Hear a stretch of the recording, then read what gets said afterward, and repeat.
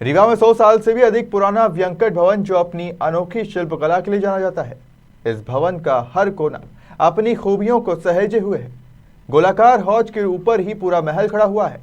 इसको बनाते समय इस बात का ख्याल रखा गया है कि भवन को धरती, आकाश और पाताल से जोड़ा जाए। इसे शिल्पकला का अद्भुत नमूना माना जाता है। लेकिन अब अनदेखी के चलते ये ऐतिहासिक भवन अपनी पहचान खोता जा रहा है। इसकी हालत जर्जर होती जा रही है। इस व्यंकट भवन का अपना गौरवशाली इतिहास रहा है। इसका निर्माण महाराजा व्यंकट रमन सिंह ने कराया था, जिनका कार्यकाल 1880 से 1918 रहा है। महाराजा व्यंकट रमन सिंह बहुत ही दयालु, उदार, बहुत ही साहसी व्यक्ति थे और अपनी प्रजा की मदद करने के लिए हर हाल में तैयार रहते थे। इस व्यंकट भवन के निर्माण के पीछे अपना एक अलग इतिहास रहा है। इतिहासकार बताते हैं कि 1894 में रीवा में बहुत ही भयानक बारिश हुई और उस बारिश से पूरा रीवा बाढ़ की चपेट में आ गया। लोगों का सब कुछ खराब हो गया। लोगों के पास बेरोजगारी आ गई, भूखों मरने की स्थिति आ गई, जिसके बाद लोग यहां से पलायन करने लगे। उसी दौरान महाराजा व्यंकट रमन सिंह भोपाल रियासत के बुलावे पर भोपाल में ताजुल मस्जिद देखने हुए गए थे, जहां पर रीवा से पलायन कर गए शिल्पकारों ने अपने नरेश को देखकर बहुत खुश हुए। तब रीवा नरेश को ये लगा कि ये तो हमारी जनता है, ये यहाँ क्या कर रही है। तो महाराजा व्यंकट रमन सिंह ने उन लोगों से पूछा कि आप लोग यहाँ क्या कर रहे हैं। तो उन लोगों ने अपनी आप बीती बताई कि रीवा में बाढ़ आ गई, तबाही आ गई, तो काम धंधा ही नहीं बचा, इसीलिए यहाँ चले आए। जिसके बाद महाराज ने सबको रीवा बुलाया और रीवा में एक अंग्रेज इंजीनियर हैरिसन से एक आलीशान भवन का नक्शा बनवाया और बिछिया मोहल्ले के एक मशहूर कारीगर को भी उसमें शामिल किया गया और जो रीवा के शिल्पकार थे उन्हें भी उसमें शामिल किया गया। धीरे धीरे इसमें बाहर के कारीगर भी शामिल हुए और इसका निर्माण शुरू कराया गया, जिसके बाद लोगों में खुशियां आ गई कि उन्हें काम मिल गया, उन्हें अब कहीं जाना नहीं पड़ेगा।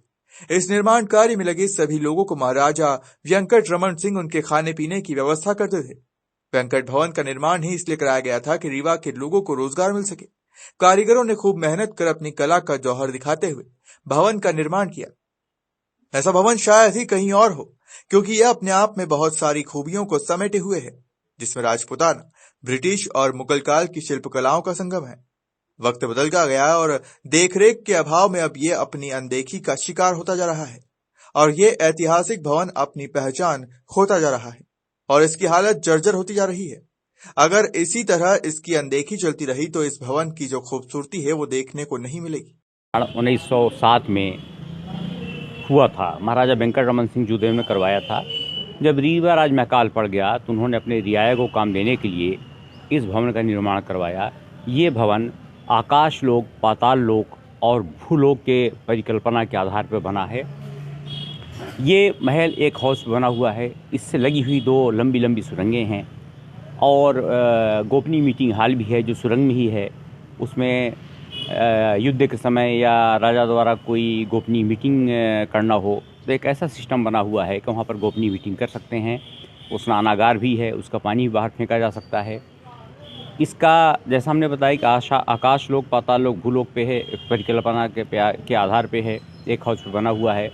इसका जो सबसे ऊपरी भाग में तारे टिमटिमाते थे, मध्य भारत की ये सबसे खूबसूरत इमारत मानी जाती थी अपने वक्त की और कई बड़े नामचीन हस्तियों ने इस वेंकट भवन को देखा और उनकी खूबसूरती बयान की।